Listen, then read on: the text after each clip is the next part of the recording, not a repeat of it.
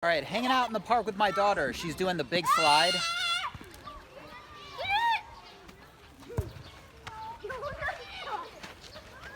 All right, good job. So up until like a few days ago, that was too scary for her, so good for her. Overcoming her fears. And as for me, I'm wearing the No Date sub, which I put on this morning. Absolutely beautiful watch. Best looking watch in the world, I think. A little bit thin on functions, but it makes up for it in aesthetics. All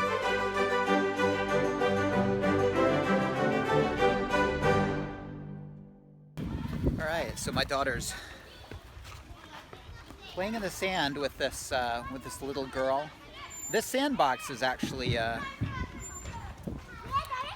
pretty dangerous place in the sense that I've seen cats use it like a big litter box. So it's kind of like a minefield of cat shit.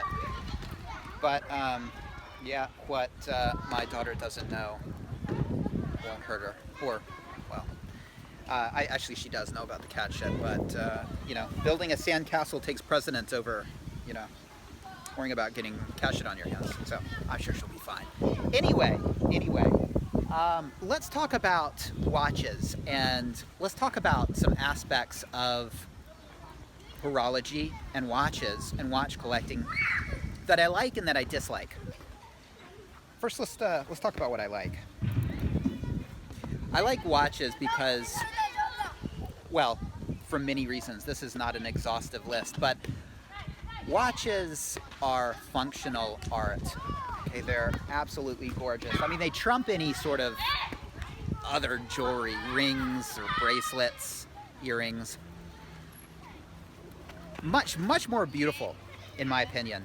And then of course you've got the function aspect of it, and that's really important. I mean, they're not just beautiful, but they have a very real and legitimate function in your real life, and I appreciate that.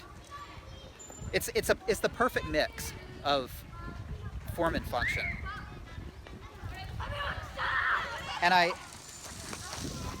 appreciate looking at the different styles and the different you know, aesthetics of different watches, watch brands, watch models. And when it comes to me, my tastes go more in the minimalist camp. We're in the No Date sub, and for me, I think this is probably the top watch aesthetically. Now, you know, it's got the 2 lines. Yeah, I'd choose it over a 4-line sub any day because of the clean dial, and it's that minimalist aspect that I like so much about the sub. That's why I think it's by far. YouTuber ですか?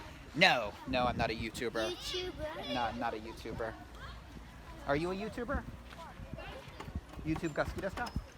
Yeah? 何が好きですか? 何のチャンネル? Minecraft. Oh, okay.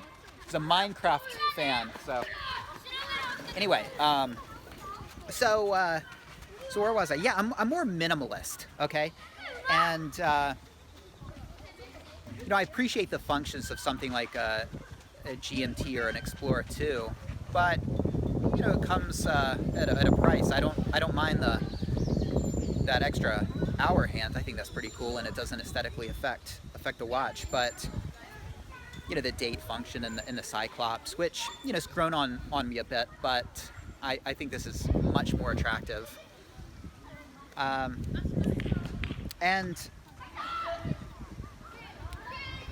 something like the Daytona, which, you know, as far as Rolex goes, has a really busy dial.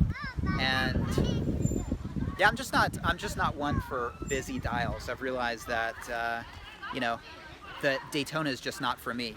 Price-wise, it's not for me, and function-wise, it's not for me. Although, you know, I'm sure I could get some use out of you know, a chronograph. It's just not something that I see myself using. I can time well enough with, you know, movable bezel and a second hand. Good enough for me. And those little sub dials, I think, sort of, you know, if you're a minimalist, I think it's I think it's just a little too busy. So can't see myself ever going the route of a Daytona. Now I've heard that when it comes to watchmakers, the Daytona is the watch they would choose if they could only have one watch. And that makes sense to me, because if you're a watchmaker, you probably would want a watch that's complex and that you could overhaul yourself, and it would be challenging and interesting. I mean, it's like if you were a person who worked on cars, you'd probably want a 12-cylinder engine, something big, complex, something to challenge you, to make your life interesting, if that was the only car that you could drive for the rest of your life. And I think, you know, if you were a watchmaker, I think the complexity of a chronograph probably would appeal. But, you know, for someone like myself, aesthetically, function-wise, the Daytona is just not something that I would ever get. But it is an attractive watch. I'm not going to say it's not. It's just I think it's not as attractive as some of the more sparse, clean-dialed Rolexes. All right, I went off on a bit of a tangent there, but we're talking about things I like, and of course I like the accuracy of a good mechanical watch. You know, you're getting the artisticness of mechanical, but if it's good mechanical, you're getting the accuracy too, and that's something I really appreciate.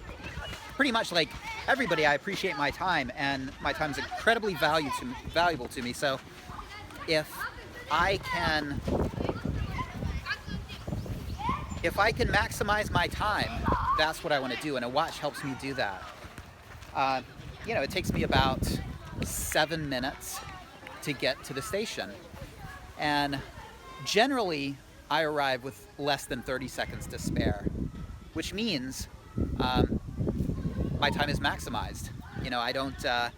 I can leave and know I've got a 30-second, you know, area of leeway, and that allows me to spend an extra 2 or 3 minutes with my daughters, which is important. And you know, you got to thank a quality, accurate watch for that. If it's something like a, you know, Vostok that is not so accurate, you gotta arrive to the station a bit early. Okay, you gotta leave a couple minutes early, because you can't look at your watch and think, you know, I have exactly this much time. And so that's why I think the accuracy of a watch is really important, and one thing I really appreciate about Rolex. And you know, if I were to get rid of my Rolexes, would I still go mechanical? It's tough. I don't know if I would. I you know, as much as I love mechanicals and even Vostoks, I just don't think I couldn't depend on it. Okay, a Vostok would waste my time. I'd have to leave 3 minutes, a 3-minute, you know, window to account for the flippancy of the accuracy, and just can't have that. Yes, that is a cute dog. Very cute dog. Friendly dog. My daughter absolutely adores dogs. Yeah, that's okay. Well, it seems like a friendly dog, so that's good. So anyway, I think if I were to ever lose interest in watches, I think I would still probably wear a watch, but I could see myself getting, who knows, you know, like something like a digital watch, something that has the accuracy. I don't think I would ever go Vostok. You know, Vostoks are fun when you're just sort of, when time isn't that important. Okay, when time isn't that important. But if time is that important, then, you know, accuracy is vital. And so, okay, so anyway, those are some things I like about watches.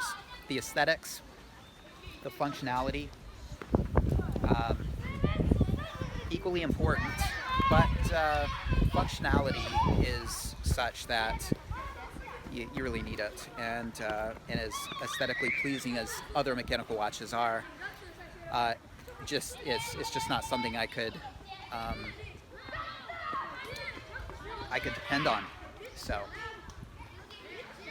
So that's that. Now let's talk about what I dislike about watches. In fact, I gotta catch my daughter. This dog has captured her interest to the extent that she's left with the girls. Okay.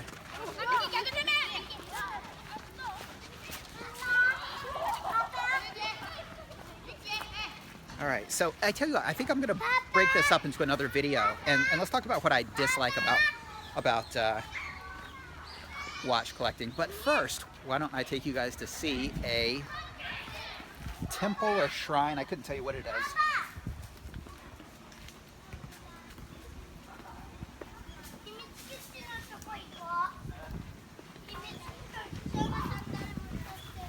All right, some Japanese culture for you guys. All right, I've got to be a dad. I'll see you in the next video.